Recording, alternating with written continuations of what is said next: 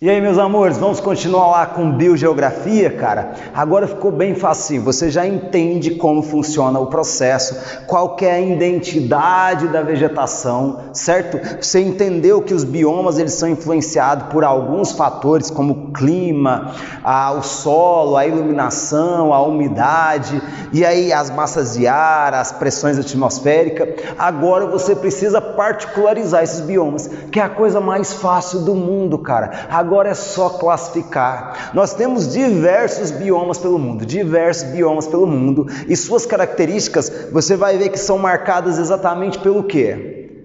Primeiro, pela quantidade de luz solar e segundo, pela quantidade de umidade. Então, quantidade de luz solar mais quantidade de umidade. É exatamente esses fatores e o conjunto desses fatores, o equilíbrio ou desequilíbrio desses fatores que vai gerar os diversos biomas que nós temos no planeta Terra. Dá uma olhadinha aqui e relembra esse conteúdo que você estudou lá no Fundamental. Quando eu falo dos grandes biomas da Terra, eu tenho as florestas, as savanas, os campos, as estepes, o deserto e a tundra. Então vamos lá de novo? Floresta, savana, campos, estepes, desertos e tundras. Agora vamos particularizar. Professor, existe só um tipo de floresta? Não, cara, existem muitos tipos de florestas e essas florestas elas vão ter divergência ou diferença de acordo com os fatores que eu disse para você. Todos aqueles fatores, mas os mais importantes. Quantidade de luz solar, isso, e quantidade de umidade. Professor, o solo influencia? O solo também influencia. A base do solo vai ser muito importante, mas a luz solar e a água são os fatores predominantes nessa classificação. Então vamos lá. Florestas. Quando eu falo de floresta, há um predomínio de formações arbóreas. O que seria formações arbóreas? Cara, há um predomínio de árvores de grande porte, grande e médio porte. Então, quando eu falo de floresta, é a primeira imagem que vem na sua cabeça de vegetação. Eu falo floresta, vem a imagem de vegetação aqui, ó, de vegetação florestada, de árvores, grande porte, verdinho, mata mais fechada. É exatamente essa concepção que nós temos de floresta. Eu tenho floresta equatorial e floresta tropical chuvosa, que são florestas semelhantes, saca? Florestas semelhantes. Qual vai ser a característica da floresta equatorial e da floresta tropical chuvosa? Primeiro, se é equatorial e tropical, eu tenho muito ou pouca luz solar. Isso, muita luz solar. Eu tenho grande quantidade de luz solar. Segundo ponto que me chama a atenção aqui na floresta equatorial e tropical. Eu tenho muita chuva? Na tropical chuvosa e na equatorial, eu tenho grandes índices pluviométricos. Professor, o que seria grandes índices pluviométricos? Eu tenho boa distribuição de chuva durante o ano todo. Agora pensa comigo, chuva e sol, eu vou ter uma vegetação exuberante, com a fauna e com a flora diversificada, eu vou ter uma diversidade de espécies, eu tenho várias espécies no mesmo ambiente, as folhas dessa vegetação vão ser latifoliadas, grandes, largas, são perennifólias, permanecem verdinha durante o ano todo, são árvores de grande porte, uma floresta extremamente heterogênea, certo?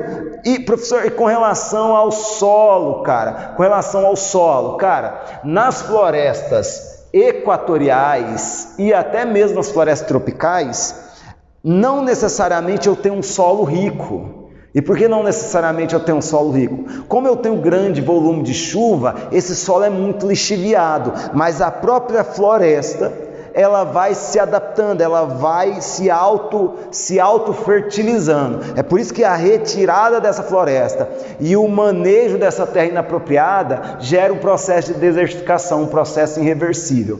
Terceira florestinha aqui, cara, floresta subtropical chuvosa. Essa aparece em poucas quantidades na região subtropical. O que eu vou ter nessas florestas, cara? Uma vegetação muito característica, aqui no Brasil nós chamamos de araucária. com folhas perenes também, não cai durante o ano, fica seco durante o ano, fica verdinho durante o ano todo, só que são aquelas folhas fininhas, que nós chamamos de aciculifoliadas. É uma vegetação muito explorada, foi muito explorada, e por ser muito explorada, hoje você já quase nem tem no Brasil. Onde que eu encontrava esse tipo de vegetação? Ainda encontro resquício. No Brasil, na China, no Japão.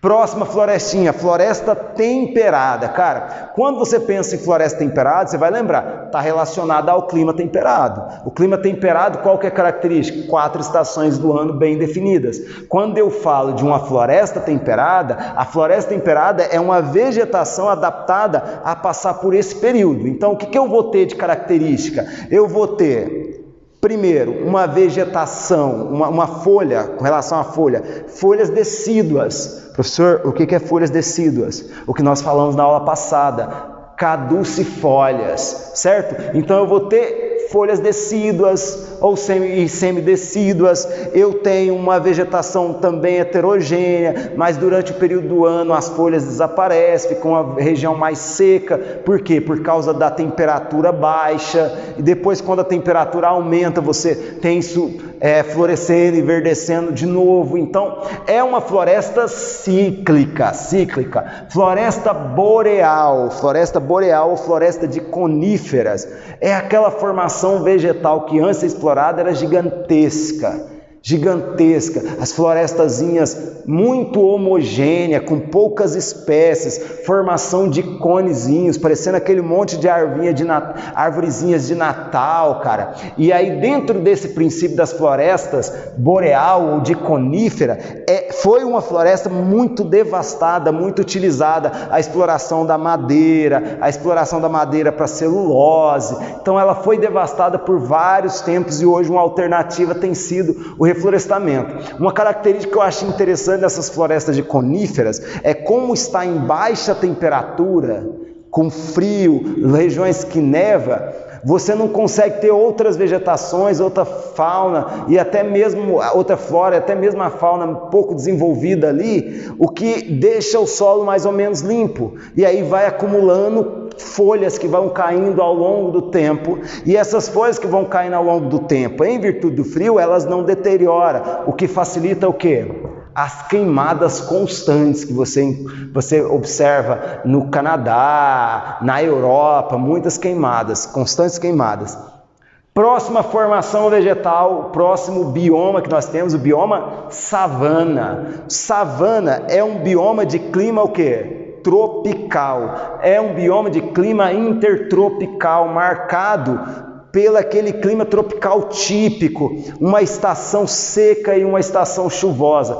As savanas africanas, além de você ter o quê? Uma vegetação também heterogênea, muitas espécies no espaço, porém uma vegetação com árvores de menor porte, árvores espaçadas, raízes profundas que ficam buscando água, um solo mais seco, vegetação arbustiva no meio desse processo, cascas grossas. As folhas são semidecíduas ou semicaducifólias, em determinado momento elas caem, sofre com o processo da seca, sofre também com a questão das queimadas naturais e artificiais. No Brasil nós chamamos esse tipo de vegetação regionalmente como cerrados brasileiros, beleza?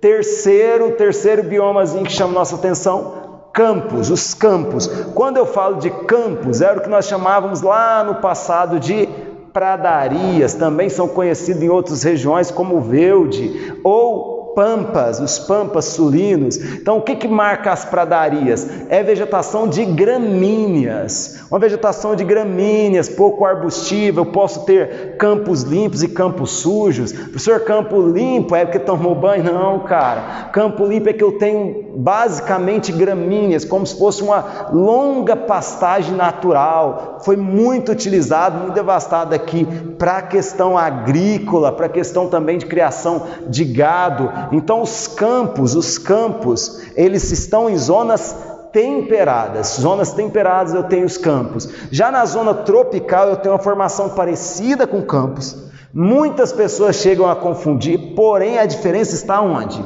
na formação. Enquanto os campos aparecem em zona temperada, as estepes ou semideserto aparecem na zona tropical. É aquela área de transição de uma vegetação ali de savana, pode ser de savana, para uma vegetação, para uma área de deserto. Nessa área de transição eu tenho baixa umidade, escassez de chuva, e aí eu vou ter uma espécie de gramíneas também. É semelhante, professor? É, porém uma adaptada a um clima tropical e outra adaptada a um clima temperado, com solos também diferentes, porque aqui eu tenho um solo mais seco. Apesar que a utilização constante disso, por ter uma escassez de umidade, vai causar a desertificação também, que é um processo irreversível no solo. E eu tenho o bioma deserto. O bioma deserto tem pouquíssima vegetação, cara. Por quê?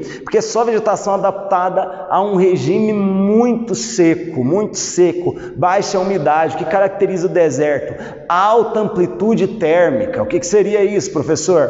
Durante o dia, muito quente em algumas regiões. Durante a noite, muito frio.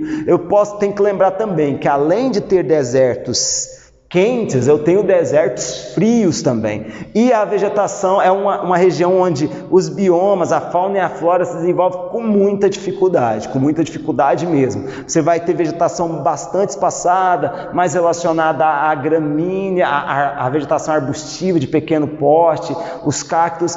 E eu tenho só uns pontos diversos nesse deserto que nós vamos chamar de oásis, que é onde a água aflora, o acúmulo de água aflora, e aí eu tenho uma vegetação assim mais preponderante no deserto.